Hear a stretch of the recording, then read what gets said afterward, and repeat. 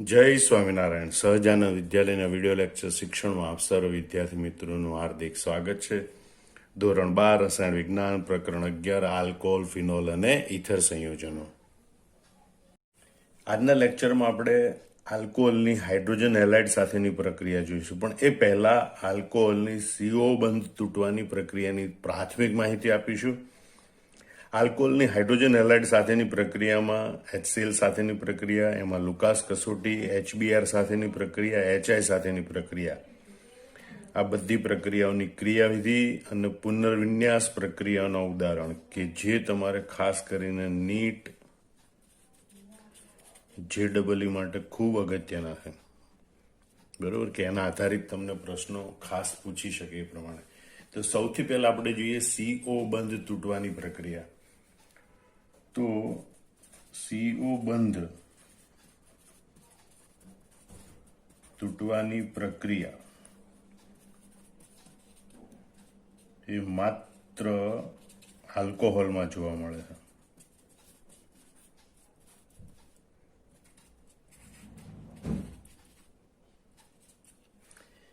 આ પ્રક્રિયાની પ્રતિક્રિયાત્મકતાનો ક્રમ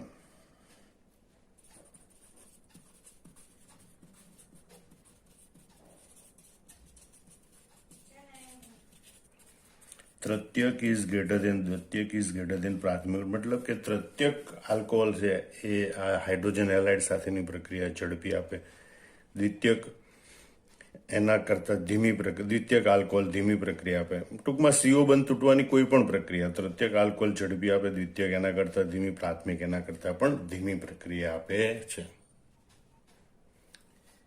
ફિનોલ સંયોજનો છે એ સામાન્ય રીતે આવી CO બંધ તૂટવાની પ્રક્રિયા દર્શાવતો નથી. એટલે ફિનોલ અથવા તો ફિનોલિક સંયોજનો CO બંધ તૂટવાની પ્રક્રિયા દર્શાવતા નથી. એનું કારણ છે કે ફિનોલમાં સંસ્પંદનને કારણે,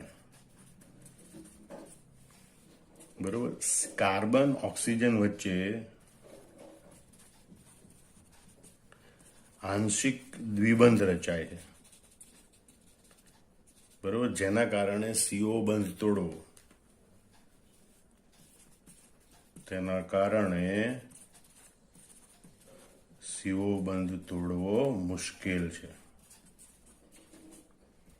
જો કે ફિનોલ છે એ એક ઝિંક ધાતુ સાથે CO બંધ તૂટવાની પ્રક્રિયા આપે છે. અપવાદરૂપ ઘટના છે.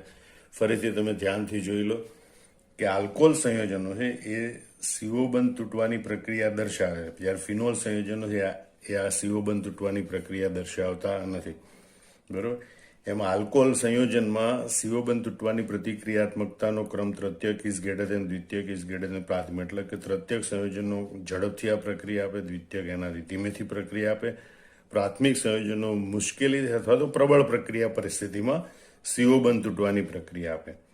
જ્યારે ફિનોલ છે એ CO બંધ તૂટવાની પ્રક્રિયા દર્શાવતો નથી, કારણ કે ફિનોલમાં સસ્પંદન થાય, એના કારણે ઓક્સિજન પરનું ઇલેક્ટ્રોન યુગ્મ બેન્ઝીન વલય ઉપર સ્થાનાંતરિત થાય, કાર્બન અને ઓક્સિજન વચ્ચે આંશિક દ્વિબંધ રચાય, એના કારણે CO બંધ છે એને તોડવો મુશ્કેલ બને. ફિનોલ છે માત્ર ઝિંક સાથે CO બંધ તૂટવાની પ્રક્રિયા આપે છે. હવે આપણે જોઈએ આલ્કોહોલની હાઇડ્રોજન હેલાઇડ સાથેની પ્રક્રિયા. તો આલ્કોહોલ સંયોજનો એ હાઇડ્રોજન હેલાઇડ સંયોજનો સાથે પ્રક્રિયા કરી આલ્કાઇલ હેલાઇડ સંયોજનો બનાવે, બરોબર. આલ્કોહોલનું સામાન્ય સૂત્ર ROH, હાઇડ્રોજન હેલાઇડ HX, જ્યાં X તરીકે આપણે લઈશું ક્લોરીન બ્રોમિન આયોડાઇડ, બરોબર. એટલે કે HCl, HBr અને HI સાથેની આ પ્રક્રિયાઓ આપણે જોવાની છે. ROH પ્લસ HX, અહીંયા OH છે એ H સાથે જોડાય, પાણીનો અણુ બનાવે, અને આલ્કાઇલ સમૂહ સીધો હેલોજન સાથે જોડાય, આલ્કાઇલ હેલાઇડ બનાવે. હવે આ પ્રક્રિયા માટે બે બાબત આપણે જોઈ લઈએ. પહેલી કે આલ્કોહોલના સંદર્ભમાં આપણે વિચારીએ તો આ પ્રક્રિયાની પ્રતિક્રિયાત્મકતાનો ક્રમ તૃતીયક ઇઝ ગ્રેટર દેન દ્વિતીયક ઇઝ ગ્રેટર દેન પ્રાથમિક હોય. એટલે તૃતીયક આલ્કોહોલ સૌથી ઝડપી પ્રક્રિયા આપે, દ્વિતીયક આલ્કોહોલ એના કરતાં ધીમી પ્રક્રિયા આપે, પ્રાથમિક આલ્કોહોલ મુશ્કેલીથી પ્રક્રિયા આપે અથવા તો પ્રબળ પ્રક્રિયા પરિસ્થિતિમાં આ પ્રક્રિયા આપે. હાઇડ્રોજન હેલાઇડના સંદર્ભમાં આપણે વિચારીએ તો પ્રતિક્રિયાત્મકતાનો ક્રમ HI is greater then HBr is greater then HCl એટલે કે HI આ પ્રક્રિયા ઝડપી આપે, HBr આ પ્રક્રિયા એના કરતાં ધીમેથી આપે, અને HCl આ પ્રક્રિયા મુશ્કેલીથી આપે. HCl સાથેની આ પ્રક્રિયામાં તો ઘણીવાર ઉદ્દીપક કે પ્રબળ પ્રક્રિયા પરિસ્થિતિની પણ જરૂર પડે છે. એનું કારણ એ છે કે Cl માઇનસ આયન કરતાં Br માઇનસ આયન અને Br માઇનસ આયન કરતાં I માઇનસ આયન એ વધુ સારો ઇલેક્ટ્રોન દાતા છે, એટલે કે વધુ સારો કેન્દ્રાનુરાગી છે. બરોબર? કારણ કે આયોડિનનું કદ એટલું બધું મોટું છે કે બહારની કક્ષાના ઇલેક્ટ્રોન પ્રત્યે કેન્દ્રનું આકર્ષણ બળ ઓછું હોય, એટલે આયોડિનમાંનો ઇલેક્ટ્રોન સરળતાથી દાન આપી શકે. એટલે કે આયોડાઇડ આયન છે એ સરળતાથી કેન્દ્રાનુરાગી પ્રક્રિયક તરીકે વર્તી શકે. આમ Cl માઇનસ કરતા Br માઇનસ કરતા I માઇનસ એ વધુ પ્રબળ કેન્દ્રાનુરાગી છે, અને માટે HI એ સૌથી ઝડપી પ્રક્રિયા આપે છે. પહેલી પ્રક્રિયાઓ આપણે જોઈએ HCl સાથેની પ્રક્રિયા, આલ્કોહોલની HCl સાથેની પ્રક્રિયા. તો આપણે જોઈએ કોઈ પ્રાથમિક અને દ્વિતીયક આલ્કોહોલની ઓછી પ્રતિક્રિયાત્મકતા છે હાઇડ્રોજન હેલાઇડ પ્રત્યે, એટલે એની HCl સાથેની પ્રક્રિયામાં ઉદ્દીપક તરીકે નિર્જળ ઝિંક ક્લોરાઇડ, નિર્જળ ZnCl2 નો ઉપયોગ કરવો પડે છે. જ્યારે તૃતીયક આલ્કોહોલ છે એ સરળતાથી આ પ્રક્રિયા આપે, એટલે એની સાથે માત્ર સાંદ્ર HCl ની પ્રક્રિયા કરવાથી આલ્કાઇલ ક્લોરાઇડ મેળવી શકાય છે. બરોબર? તો આલ્કોહોલ છે એની જ્યારે HCl સાથે પ્રક્રિયા કરવામાં આવે ત્યારે ઉદ્દીપક તરીકે નિર્જળ ZnCl2 એનો ઉપયોગ કરવામાં આવે, એટલે આલ્કાઇલ સમૂહ છે એની સાથે આ ક્લોરીન જોડાય એટલે આલ્કાઇલ ક્લોરાઇડ અથવા તો ક્લોરો આલ્કેન બને પ્લસ H2O. તો આપણે જોયું કે આ પ્રક્રિયાની ખાસિયત પ્રમાણે જોઈએ તો કે ભાઈ આ પ્રક્રિયા તૃતીયક આલ્કોહોલ સાથે ઝડપી, દ્વિતીયક આલ્કોહોલ સાથે ધીમી અને પ્રાથમિક આલ્કોહોલ સાથે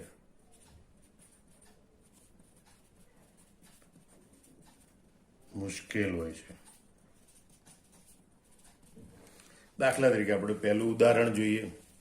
પ્રાથમિક આલ્કોહોલ તરીકે આપણે લઈએ CH3CH2OH, બરોબર, ઇથેનોલ. એ પ્રાથમિક આલ્કોહોલ છે, તો એની HCl સાથેની પ્રક્રિયામાં નિર્જળ ઝિંક ક્લોરાઇડ ઉપરાંત ખૂબ ઊંચું તાપમાનની જરૂર પડે. બરોબર? ત્યારે આ CH3CH2 સાથે Cl જોડાય ક્લોરોઇથેન બનાવે પ્લસ H2O.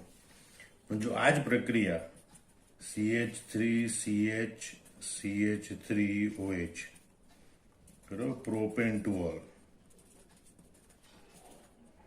એટલે કે દ્વિતીયક આલ્કોહોલ સાથે કરવાની હોય તો નિર્જળ ઝિંક ક્લોરાઇડની હાજરીમાં, બરોબર, થોડા ઊંચા તાપમાને, એને બહુ ઊંચા તાપમાનની જરૂર પડતી નથી, આ પ્રક્રિયા થાય જેથી CH3CHClCH3, કારણ કે OH સમૂહનું વિસ્થાપન ક્લોરીન વડે થાય, 2 ક્લોરોપ્રોપેન મળે પ્લસ H2. અને જો આ પ્રક્રિયા તૃતીયક આલ્કોહોલ જેવા કે CH3CH3OH, 2 methyl propane to all એવા તૃતીયક આલ્કોહોલ સાથે સાંદ્ર HCl ની પ્રક્રિયા કરવામાં આવે, બરોબર, સામાન્ય તાપમાને. ઊંચા તાપમાનની પણ જરૂર પડતી નથી, ઉદ્દીપકની જરૂર પડતી નથી, કારણ કે તૃતીયક આલ્કોહોલ એ સરળતાથી પ્રક્રિયા આપે. તો આ OH સમૂહનું ક્લોરીન વડે વિસ્થાપન થાય, CH3CCH3CH3 પ્લસ H2O, અને અહીંયા ક્લોરીન, એટલે કે 2 ક્લોરો 2 મિથાઇલ પ્રોપેન મળે. આમાં 3 પ્રક્રિયાઓ પ્રાથમિક, દ્વિતીયક, તૃતીયક આલ્કોહોલના ઉદાહરણ છે. પ્રાથમિક આલ્કોહોલ સાથે ઊંચું તાપમાન, નિર્જળ ઝિંક ક્લોરાઇડ, એમ પ્રબળ પ્રક્રિયા પરિસ્થિતિની જરૂર પડે. પ્રોપેન ટુ ઓલ દ્વિતીયક આલ્કોહોલ છે, એની સાથે HCl ની પ્રક્રિયામાં ઉદ્દીપકની જરૂર પડે, પણ બહુ ઊંચા તાપમાનની જરૂર પડતી નથી. એટલે કે આના કરતાં થોડી ઓછી પ્રબળ પ્રક્રિયા પરિસ્થિતિની જરૂર પડે.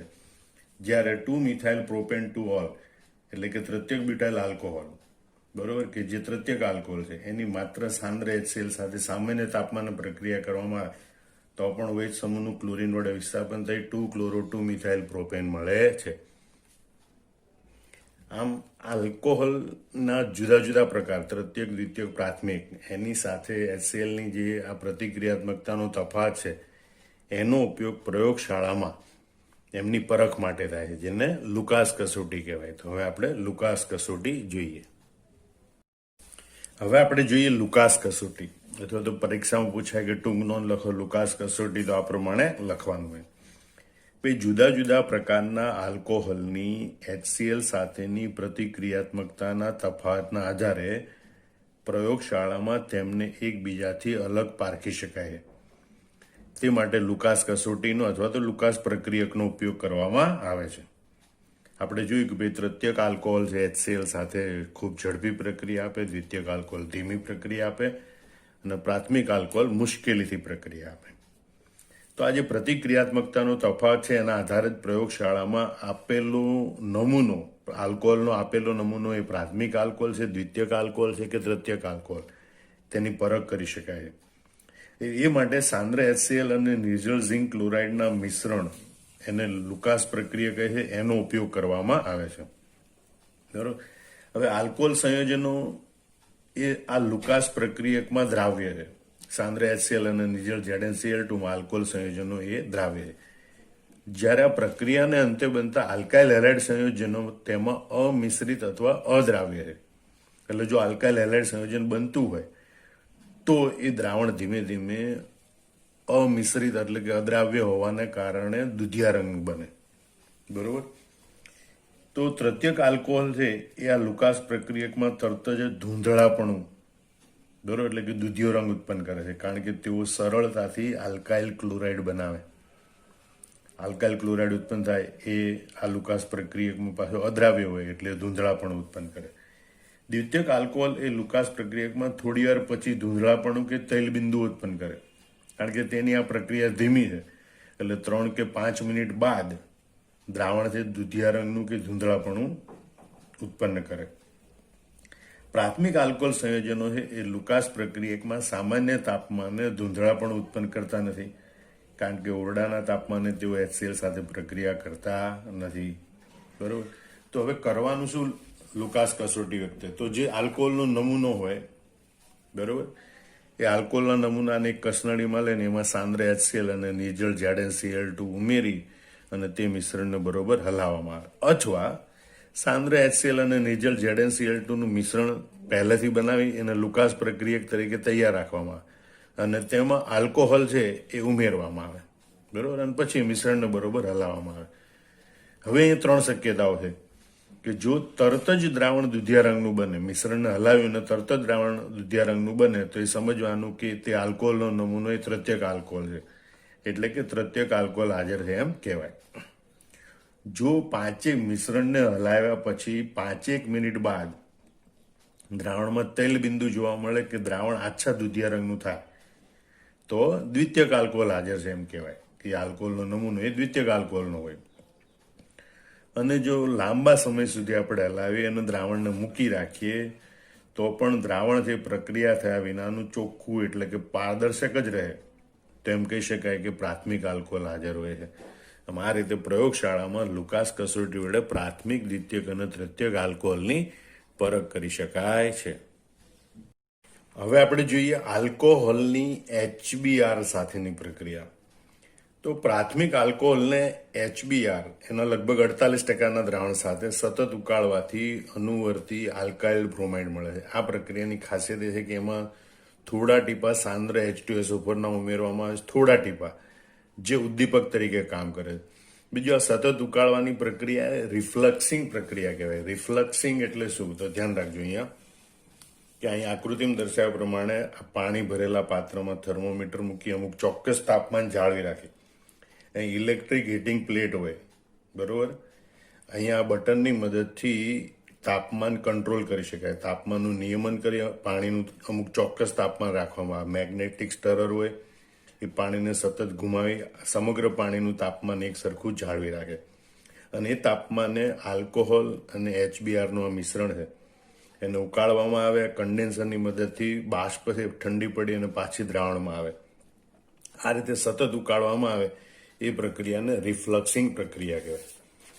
તો પ્રાથમિક આલ્કોહોલને HBrના દ્રાવણ સાથે સતત ઉકાળવાથી અનુવર્તી આલ્કાઇલ બ્રોમાઇડ મળે. હા, પ્રાથમિક આલ્કોહોલ સાથેની પ્રક્રિયામાં સાંદ્ર H2SO4ના થોડા ટીપા ઉમેરવા પડે, કારણ કે પ્રાથમિક આલ્કોહોલની પ્રક્રિયા મુશ્કેલ હોય એટલે ઉદ્દીપકની જરૂર પડે. તો ઇથેનોલની આ રીતે HBr સાથે પ્રક્રિયા કરતા બ્રોમો ઇથેન મળે છે. પણ જો દ્વિતીયક કે તૃતીયક આલ્કોહોલ હોય એની આ રીતે રિફ્લક્સિંગ પ્રક્રિયા HBr સાથે કરવામાં આવે ત્યારે ઉદ્દીપક તરીકે H2SO4ની જરૂર પડતી નથી, કારણ કે દ્વિતીયક કે તૃતીયક આલ્કોહોલની HBr સાથેની પ્રક્રિયા પ્રમાણમાં સરળ હોય છે. પણ જો દ્વિતીયક અને તૃતીયક આલ્કોહોલની HBr સાથેની પ્રક્રિયા એ સાંદ્ર H2SO4ની હાજરીમાં કરવામાં આવે તો પછી નિર્જળીકરણ પ્રક્રિયા થાય છે, અથવા તો કહેવાય વિલોપન પ્રક્રિયા થાય, અને પરિણામે આલ્કીન બને છે. બરાબર. દાખલા તરીકે દ્વિતીયક આલ્કોહોલ છે પ્રોપેન્ટુઓલ અથવા તો આઇસોપ્રોપાઇલ આલ્કોહોલ, એની જ્યારે HBr સાથે સાંદ્ર H2SO4ની હાજરીમાં પ્રક્રિયા કરવામાં આવે ત્યારે અહીંથી OH અને બાજુના કાર્બન ઉપરથી H એમ પાણીનો અણુ દૂર થાય અને પ્રોપીન બને છે. આ રીતે આ પ્રક્રિયામાં આલ્કીન બને છે.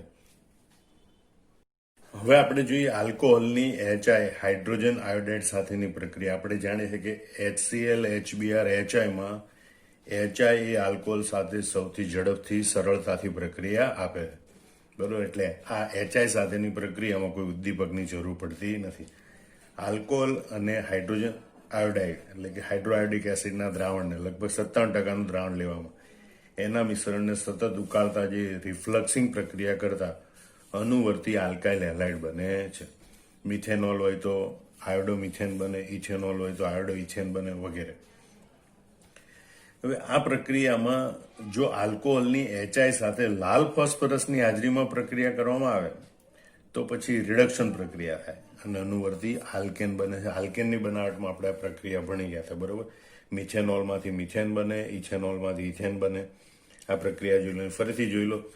આલ્કોહોલની HI સાથેની પ્રક્રિયા, બરોબર, બંનેના મિશ્રણને સતત ઉકાળતા જે રિફ્લક્સિંગ દ્વારા કરવામાં આવે તો અનુવર્તી આલ્કાઇલ હેલાઇડ એટલે કે આલ્કાઇલ આયોડાઇડ બને છે, અથવા તો આયોડો આલ્કેન બને છે. બરોબર. Ca3OH plus HI gives Ca3I plus H2O. પણ જો આલ્કોહોલની HI સાથે લાલ ફોસ્ફરસની હાજરીમાં પ્રક્રિયા કરવામાં આવે તો રિડક્શન પ્રક્રિયા થઈ અનુવર્તી આલ્કેન બને છે. Ca3OH plus 2HI લાલ ફોસ્ફરસની હાજરીમાં ઊંચા તાપમાને લગભગ 423 કેલ્વિન તાપમાને પ્રક્રિયા કરવામાં આવે તો મિથેન બને. CH4 plus H2O plus I2. હવે આપણે આલ્કોહોલની હાઇડ્રોજન હેલાઇડ સાથેની પ્રક્રિયાની ક્રિયાવિધિ જોઈએ. તો એ પ્રાથમિક આલ્કોહોલ છે એ SN2 પ્રકારની ક્રિયાવિધિને અનુસરે છે. હવે બંને પ્રક્રિયામાં જે પણ હાઇડ્રોજન હેલાઇડ સંયોજનો એ પ્રથમ આયનીકરણ પામી H+ અને X- આયનો આપે છે. હવે આલ્કોહોલ જો પ્રાથમિક આલ્કોહોલ હોય તો RCH2OH એ સૌ પ્રથમ પ્રોટોનેશન પામે, એટલે કે પ્રોટોન સ્વીકારે, આ ઇલેક્ટ્રોન યુગ્મ આપે અને પ્રોટોનિત આલ્કોહોલમાં રૂપાંતર પામે. RCH2O plus HH. આ રીતે બને જે પ્રોટોનિત આલ્કોહોલ છે એના ઉપર આ હેલાઇડ આયન કેન્દ્રાનુરાગી પ્રક્રિયક તરીકે હુમલો કરે. એટલે RCH2O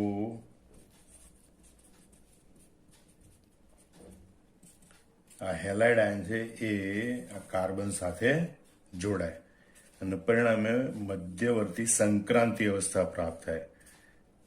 RCHH અહીંયા પાણીનો અણુ એ દૂર થતા સમૂહ તરીકે વર્તે છે અને હેલોજન એ દાખલ થતા સમૂહ તરીકે વર્તે છે. અને પ્રક્રિયાને અંતે RCH2X આલ્કાઇલ હેલાઇડ બને અને પાણીનો અણુ દૂર થાય છે. તો SN2 પ્રકારની ક્રિયાવિધિ આ પ્રકારે છે જે પ્રાથમિક આલ્કોહોલ આપે. ફરીથી સમજી લો કે પ્રાથમિક આલ્કોહોલ છે એ હાઇડ્રોજન હેલાઇડમાંથી ઉત્પન્ન થયેલા પ્રોટોન H+ આયનને સ્વીકારે એટલે પ્રોટોનિત આલ્કોહોલ બને. આ પ્રોટોનિત આલ્કોહોલના કાર્બન પર આ હેલાઇડ આયન કેન્દ્રાનુરાગી પ્રક્રિયક તરીકે હુમલો કરે. બરોબર, આ કાર્બન પર હુમલો કરે અને પરિણામે સંક્રાંતિ અવસ્થા પ્રાપ્ત થાય. બરોબર, જેમાંથી H2 અણુ દૂર થતા આલ્કાઇલ હેલાઇડ પ્રાપ્ત થાય છે. હવે આપણે જોઈએ કે દ્વિતીયક અને તૃતીયક આલ્કોહોલ એ SN1 પ્રક્રિયાને અનુસરે છે. હવે એ પ્રક્રિયાના પ્રથમ તબક્કામાં આલ્કોહોલ છે, માનો કે તૃતીયક આલ્કોહોલ છે R3COH. બરોબર, તો એ પણ પ્રોટોનેશન પામે પહેલા અને પ્રોટોનિત આલ્કોહોલ બનાવે. બરોબર, આ ઇલેક્ટ્રોન યુગ્મ પ્રોટોનને આપે, પ્રોટોન સ્વીકારે એટલે R3COHH. એ ઓક્સિજને એક ઇલેક્ટ્રોન યુગ્મ આપી દીધું એટલે ઓક્સિજન ઉપર ધન વીજભાર આવે અને 2 ઇલેક્ટ્રોન યુગ્મ પૈકી એક ઇલેક્ટ્રોન યુગ્મ બાકી રહે અને આ આપેલા ઇલેક્ટ્રોન યુગ્મ વડે હાઇડ્રોજન છે એ ઓક્સિજન સાથે જોડાય અને આ રીતે પ્રોટોનિત આલ્કોહોલ બને. બીજા તબક્કામાં પ્રોટોનિત આલ્કોહોલ છે એ પાણીનો અણુ ગુમાવે છે.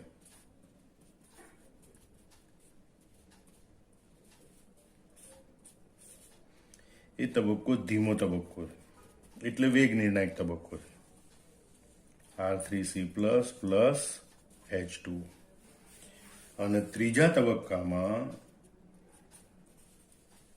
હેલાઇડ આયન છે એ કાર્બોકેટાયન સાથે ઝડપથી કેન્દ્રાનુરાગી પ્રક્રિયક તરીકે જોડાય અને એ રીતે આપણને આલ્કાઇલ હેલાઇડ પ્રાપ્ત થાય છે. તો આમ દ્વિતીયક અને તૃતીયક આલ્કોહોલ છે એ SN1 ક્રિયાવિધિને અનુસરે છે. ધીમો તબક્કો વેગ નિર્ણાયક તબક્કો હોય, એમાં માત્ર કાર્બોકેટાયન જ પ્રક્રિયાનો વેગ નક્કી કરે, એક જ પ્રક્રિયાનો વેગ નક્કી કરે એટલે SN1 ક્રિયાવિધિ કહેવાય. બરોબર, ફરીથી સમજી લો. પ્રથમ તબક્કામાં દ્વિતીય કે તૃતીય આલ્કોહોલ પ્રોટોનેશન પામે, પ્રોટોનિત આલ્કોહોલ બનાવે. બીજા તબક્કામાં પ્રોટોનિત આલ્કોહોલ છે એમાંથી પાણીનો અણુ દૂર થાય અને એટલે કાર્બોકેટાયન બને અને કાર્બોકેટાયન પર ત્રીજા તબક્કામાં હેલાઇડ આયન દ્વારા કેન્દ્રાનુરાગી હુમલો થાય અને પરિણામે આપણને આલ્કાઇલ હેલાઇડ પ્રાપ્ત થાય છે. ઘણી વખત દ્વિતીયક આલ્કોહોલ અને શાખિત પ્રાથમિક આલ્કોહોલ એ વધુ સ્થાયી એવી સ્થાનાંતરિત નિપજ આપે છે.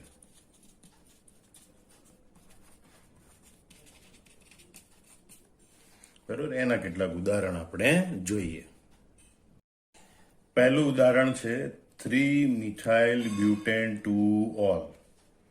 બરોબર, હવે જો એની પ્રક્રિયા HCl HBr કે HI એટલે કે હાઇડ્રોજન હેલાઇડ સાથે કરવામાં આવે. બરોબર, તો અહીંયા OH સમૂહનું હેલોજન વડે વિસ્થાપન થાય એટલે નિપજ તરીકે આપણને H OH ની જગ્યાએ X CH3 એટલે કે 2 હેલો 3-મિથાઇલ બ્યુટેન એ પ્રકારની નિપજ મળવી જોઈએ. હેલો એટલે ક્લોરો, બ્રોમો કે આયોડો, Cl Br કે I. બરોબર, 2 ક્લોરો 3-મિથાઇલ બ્યુટેન કે 2 બ્રોમો 3-મિથાઇલ બ્યુટેન એ પ્રમાણે નિપજ મળવી જોઈએ. પણ વાસ્તવમાં આ મુખ્ય નિપજ મળતી નથી. બરોબર, આ નિપજ મુખ્ય નિપજ તરીકે મળતી નથી. એવું કેમ? તો આપણે એની ક્રિયાવિધિ જોઈએ એટલે ખ્યાલ આવે. CH3 CH CH3 CHOH દ્વિતીયક alcohol છે. બરોબર, પહેલા તબક્કે પ્રોટોનેશન થાય અને પછી પાણીનો અણુ દૂર થાય એટલે અહીંયા OH સમૂહની જગ્યાએ જે કાર્બન છે ત્યાં કાર્બોકેટાયન બને. CH3C CH3H CH plus CH3. હવે અહીંયા કાર્બોકેટાયન છે એ દ્વિતીયક કાર્બોકેટાયન છે. આ દ્વિતીયક કાર્બોકેટાયન છે એની નજીકના કાર્બન ઉપર હાઇડ્રોજન હોય તો પહેલા હાઇડ્રોજનનું સ્થાનાંતરણ થાય, મિથાઇલ સમૂહ હોય તો મિથાઇલ સમૂહનું સ્થાનાંતરણ થાય અને એના કારણે આપણને વધુ સ્થાયી એવો તૃતીયક કાર્બોકેટાયન પ્રાપ્ત થાય. તો અહીંયા હાઇડ્રોજન છે એનું આ કાર્બન ઉપર સ્થાનાંતરણ થાય અને ધન વીજભાર બીજા નંબરના કાર્બન પર આવે તો આપણને વધુ સ્થાયી એવો તૃતીયક કાર્બોકેટાયન પ્રાપ્ત થાય, જેને 1,2 હાઇડ્રાઇડ શિફ્ટ કહેવાય. 1,2 હાઇડ્રાઇડ સ્થાનાંતરણ. એના કારણે દ્વિતીયક કાર્બોકેટાયનને બદલે વધુ સ્થાયી એવો તૃતીયક કાર્બોકેટાયન પ્રાપ્ત થાય. CH3C CH3 પ્લસ આ હાઇડ્રોજન અહીંયા આવે એટલે CH2 CH3 અને આ રીતે આપણને તૃતીયક કાર્બોકેટાયન પ્રાપ્ત થાય, જે દ્વિતીય કાર્બોકેટાયન કરતા વધુ સ્થાયી. હવે જે છે હેલાઇડ આયન એ આ તૃતીયક કાર્બોકેટાયન પર હુમલો કરે અને ત્યાં જોડાય. તો આ કેન્દ્રાનુરાગી પ્રક્રિયા કરતા હાઇડ્રોજન સ્થાનાંતરણની પ્રક્રિયા ઝડપી હોય છે. એટલે આ સ્થાનાંતરણ પ્રક્રિયા પહેલા થાય, વધુ સ્થાયી કાર્બોકેટાયન બને અને પછી આ કેન્દ્રાનુરાગી પ્રક્રિયકનો હુમલો થાય અને એટલે આપણને નિપજ તરીકે મળે CH3C CH3 અહીંયા જોડાય હેલોજન CH2 CH3 એટલે નિપજ તરીકે આપણને મળે 2 હેલો 2 મિથાઇલ બ્યુટેન. આ નિપજ એ મુખ્ય નિપજ તરીકે મળે છે. બીજી નિપજ મળે પણ એ થોડા પ્રમાણમાં મળતી હોય. તો આમ આપણને પરીક્ષામાં પૂછાય કે ભાઈ આ પ્રકારનું સંયોજન છે એની મુખ્ય નિપજ કઈ મળે અને 4 વિકલ્પ આપેલા હોય, બરોબર. તેમાં એક વિકલ્પ આ પ્રકારનો હોય, બીજો વિકલ્પ આ પ્રકારનો હોય, તો આ વિકલ્પ સાચો આવશે. અહીંયા તમારે ખાસ ધ્યાન રાખવું પડશે. JEE નીટમાં આ પ્રકારના ઉદાહરણો પૂછાય છે. બીજું ઉદાહરણ આપણે લઈએ 2,2-ડાયમિથાઇલ પ્રોપેન 1-ઓલ. OH સમૂહ ધરાવતો કાર્બન બીજા એક જ કાર્બન સાથે જોડાયેલો છે એટલે આ પ્રાથમિક આલ્કોહોલ છે. આમ તો પ્રાથમિક આલ્કોહોલની પ્રક્રિયા મુશ્કેલ હોય, બરોબર, પણ પ્રાથમિક આલ્કોહોલની આપણે HI સાથે પ્રક્રિયા કરીએ તો આ પ્રક્રિયા સરળતાથી થાય. એ પ્રાથમિક આલ્કોહોલની પ્રક્રિયા થાય તો OH સમૂહનું વિસ્થાપન થઈને આયોડિન ત્યાં જોડાવો જોઈએ. એટલે CH3C CH3 CH3 CH2I એટલે કે 1 આયોડો 2,2-ડાયમિથાઇલ પ્રોપેન એ પ્રકારની આપણને નિપજ મળવી જોઈએ, પણ વાસ્તવમાં આવી નિપજ આપણને પ્રાપ્ત થતી નથી. તો એનું કારણ આપણે જોઈએ CH3C CH3 CH3 CH2H. પ્રથમ તબક્કે પ્રોટોનેશન થાય, બીજા તબક્કે પાણીનું અણુ દૂર થાય, એના કારણે આપણને કાર્બોકેટાયન પ્રાપ્ત થાય. CH3C CH3 CH3 અહીંયાથી H જોડાઈને પાણીનું અણુ દૂર થાય એટલે CH2 ઉપર ધન વીજભાર આવે અને એટલે આપણને પ્રાથમિક કાર્બોકેટાયન પ્રાપ્ત થાય. હવે આ પ્રાથમિક કાર્બોકેટાયન છે એ આમ તો SN2 પ્રક્રિયા આપવું જોઈએ, પણ એ પહેલા આ મિથાઇલ સમૂહ છે એ જો કાર્બન ઉપર સ્થાનાંતર પામે તો આપણને તૃતીયક કાર્બોકેટાયન મળે. એટલે અહીંયા 1,2 મિથાઇલ સ્થાનાંતરણ થાય, જેના કારણે આપણને વધુ સ્થાયી એવો કાર્બોકેટાયન પ્રાપ્ત થાય છે. એટલે CH3C CH3 plus CH2 CH3 આ CH3 સમૂહ છે આ CH2 સાથે જોડાઈ ગયો અને ધન વીજભાર બીજા કાર્બન ઉપર આવી ગયો એટલે આપણને તૃતીયક કાર્બોકેટાયન પ્રાપ્ત થાય છે, જેની સ્થાયીતા ઘણી વધારે હોય.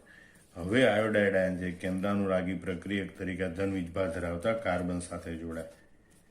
CH3 અને અહીંયા જોડાય I CH2 CH3 અને આમ આપણને મુખ્ય નિપજ તરીકે મળશે 2 આયોડો 2 મિથાઇલ બ્યુટેન.